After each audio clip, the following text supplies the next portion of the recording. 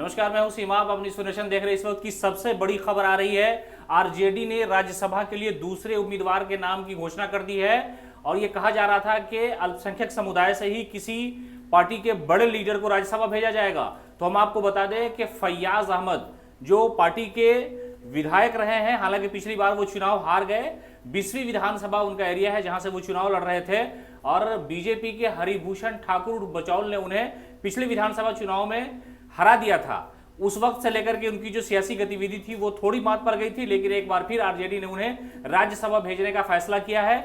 और ऐसा कहा जा रहा है कि मेडिकल कॉलेज को लेकर के उनकी जो शिक्षा की गतिविधि है, शायद इस पर विचार विमर्श करते हुए आरजेडी ने उन्हें राज्यसभा के लिए उम्मीदवार बनाया है। इससे पहले सियासी हलचल जारी थी। आरजेडी के जो छोटे या बड़े लीडर हैं माइनॉरिटी के, यानी अल्पसंख्यक समाज से जो लोग हैं, वो हिना शहाब के नाम को लेकर के सोशल मीडिया पर मांग कर रहे थे लालू प्रसाद यादव से और तेजस्वी यादव से लगातार कि हिना शहाब को राज्यसभा भेजा जाए। आज सुबह सुबह लालू प्रसाद यादव के पटना आने के बाद उनके आवास के सामने 10 सर्कुलर रोड पर एक बैनर भी लगाया गया, जिसमें यह लिखा गया था कि हिना शहाब को राज्यसभा भेजा जाए। ये अकलियतों की मांग है, अल्पसंख्यक समुदाय की मांग है कि हिना शहाब को भेजा जाए, इसलिए कि डॉक्टर शहाबुद्दीन ने कहा था कि मैं आखिरी दम तक लालू यादव को ही अपना लीडर मानता हूं, इसलिए इस राज्यसभा की सीट पर हिना शहाब का हक है। लेकिन ऐसा नहीं हुआ। जो मांग कर रहे थे लोग सोशल मीडिया से लेकर के पार्टी दफ्तर और राबड़ी आवास के बाहर बैनर पोस्टर का जो नजारा आपने देखा, उससे अलग हट करके आरजेडी ने फैयाज अहमद के नाम पर मोहर लगा दी है। फैयाज अहमद आरजेडी के पूर्व विधायक हैं। मधुबनी के 20वीं विधानसभा से वो एक बार चुन करके विधानसभा पहुंचे थे।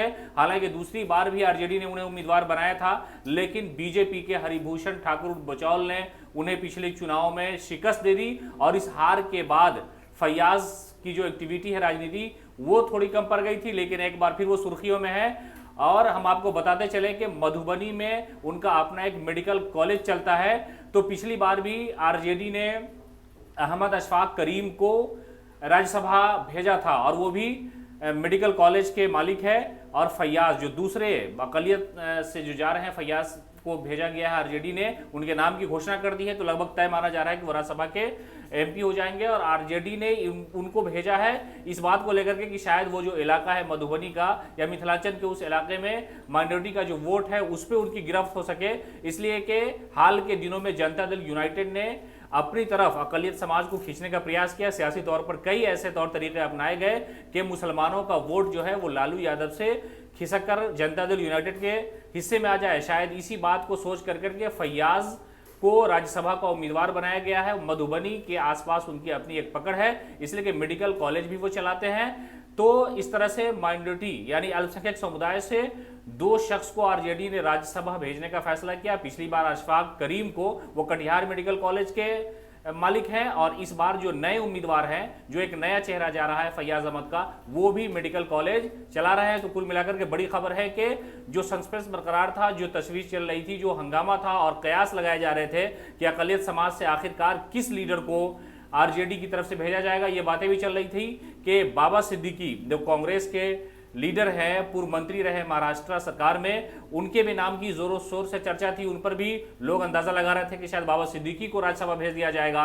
इसके अलावा पार्टी के सीनियर लीडर अब्दुल बारी सिद्दीकी के नाम पर भी बात चल रही थी, लेकिन आखिरकार लालू प्रसाद यादव के दिल्ली से लौटने के बाद ही कल शाम मीटिंग हुई। तो तस्वीरों के माध्यम से आपने देखा होगा कि फैयाज अहमद जो है वो राजद प्रमुख लालू प्रसाद यादव के बिल्कुल बगल में थे, और कल शाम को ही इस बात पर सलाह मशवरा हुआ। और आज आखिरकार ये तय हो गया कि मधुबनी मेडिकल कॉलेज के जो संस्थापक है फैयाज, और वो पूर्व विधायक है, आरजेडी के लीडर है, उन्हें पार्टी ने उम्मीदवार बना दिया है।